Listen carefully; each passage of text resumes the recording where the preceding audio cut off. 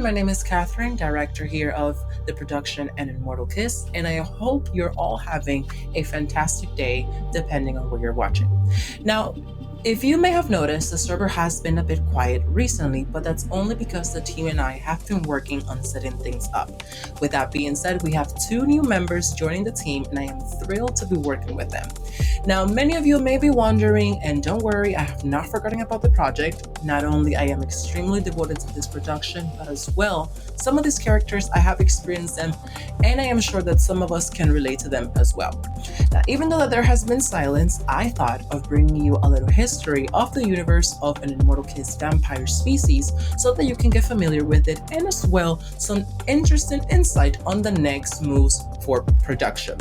So, without further ado, let's hear first some history about the universe of an Immortal Kiss, then Falco Productions' next steps on our list.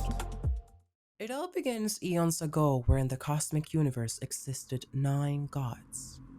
These beings held powerful magic they couldn't even comprehend. It was all great for a time anyways, but they say, sometimes it's not the people who change, it's the mask that falls off. But wait, I'm getting ahead of the story. These were the 9 powerful entities. Emus, god of envy. Omir, god of honesty. Ostros, god of pleasure. Otara, goddess of souls. Nilos, god of chaos. Kaitus, god of justice. Kansiska, goddess of time. Mystia, goddess of the universe. And Myrna, goddess of darkness. Such power was bigger than themselves, but peace did not reign forever. As time progressed, the question of who should be entitled above all of them, who should they answer to, and perhaps who should be considered the leader began to arise. This resulted in a grand moment this universe will never forget. The War of Chaos, a fight between siblings over power and authority. Although Nilos was ruled by malice began this war, soon each sibling had an opinion. And in the end, one by one started to fade as Nilos haunted each and one of them, but before they were all completely gone, Kansiska, Mystia, and Myrna had a plan, which what they did was in their eyes an act of self-safety. But they didn't know what it would result in later. They managed to link themselves to Nilos as they were the last 3 alive. And before the inevitable, they traveled to the planet Cetrion. This planet was filled with darkness and malevolent energy. But they had no choice, so they proceeded to put all their power together and create a fountain filled with their magic, soon to be called the Source Fountain. Time, universe, and darkness all together in one. What could go wrong? As they dropped every ounce of their power and became mortal, Nilos did as well. Then Myrna killed herself, resulting at the end of their existence, physically. Years and decades passed, and out of the source of power centered on a malevolent planet, a miracle happened. 3 beings were born. These children appeared to be human, but with power and immortality. They are referred as the Divine Children. Rithard, with the power of knowledge. Enos, with the power of life. And Amitrix, with the power of obscurity. These beings are powerful witches with infinite life and power sources that are driven by darkness provided by the planet Cetrion. Enos had the thought of bringing life to the planets as they felt alone and bored. After talking it through with their siblings, they all agreed, but no matter what, their intentions were always dark. So they created the vampire species, which then Enos granted them the chance of reproducing, but only some will be able, and some may not. Only life itself would see a fit. As time progressed, many were created, but things were getting out of control. The Divine Children saw fit to create a system of 5 kingdoms across the planet.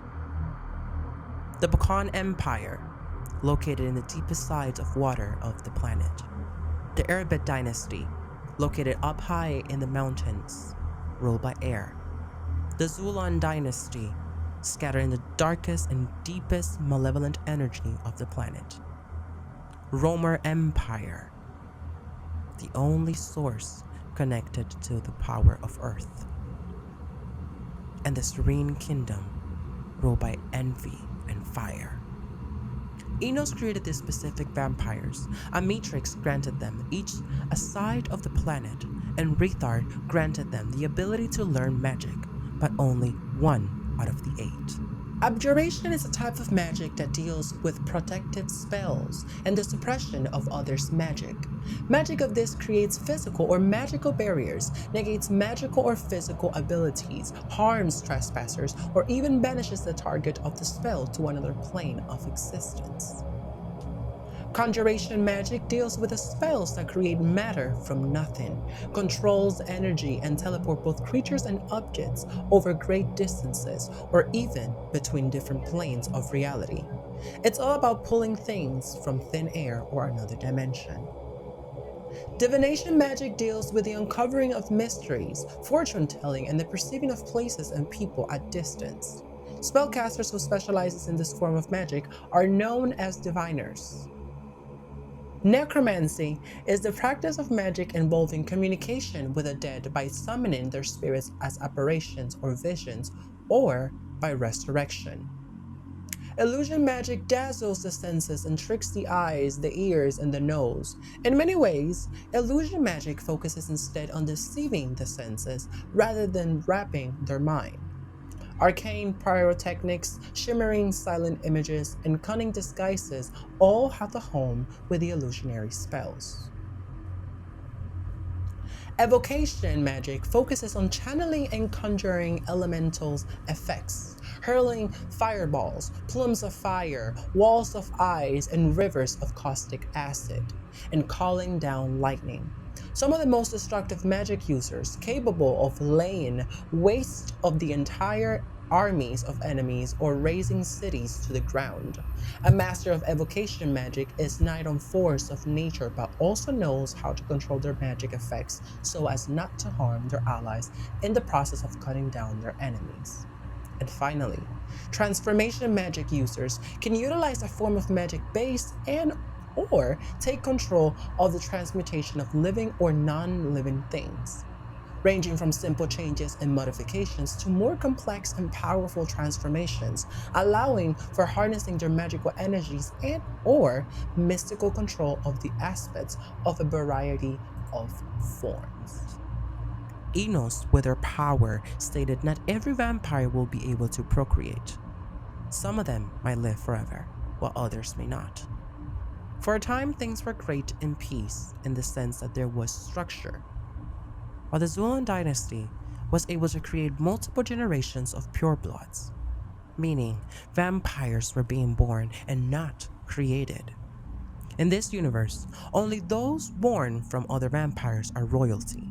The rest is said to be the common people.